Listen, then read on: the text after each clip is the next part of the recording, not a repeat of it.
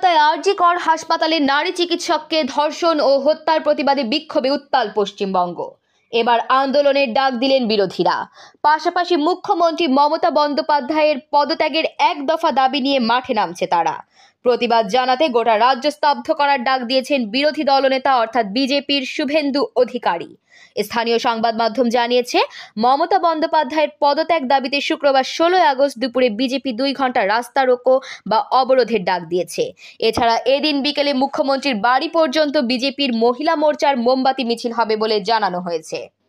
অন্যদিকে আরজি কর কাণ্ডের প্রতিবাদে 12 ঘন্টা বাংলা বন্ধের ডাক দিয়েছে socialist unity centre of India SUCI। শুক্রবার সকাল 6টা থেকে তাদের এই বন্ধ চলছে। মুখ্যমন্ত্রীর পদত্যাগ চেয়ে SUCI ধর্মঘটকে এরকম সমর্থনই দিয়েছেন শুভেন্দু অধিকারী। দফা 1 দাবি 1, সবাইকে বলবো কাল স্তব্ধ করে দিন বাংলা, আওয়াজ তোলেন বিরোধী দলনেতা। এদিকে SUCIর বন্ধের ডাক নিয়ে নির্দেশিকা জারি করেছে নবান্ন। কাল শুক্রবার সরকারি কর্মচারীরা অফিসে না এলে একদিনের বেতন কাটা যাবে বলে স্পষ্ট করা হয়েছে নির্দেশিকায়। আরজি কর হাসপাতালে ঘটে যাওয়া তাণ্ডবের প্রতিবাদ করে শুভেন্দু বলেন, দফা 1 দাবি 1 মমতা বন্দ্যোপাধ্যায়ের পদত্যাগ।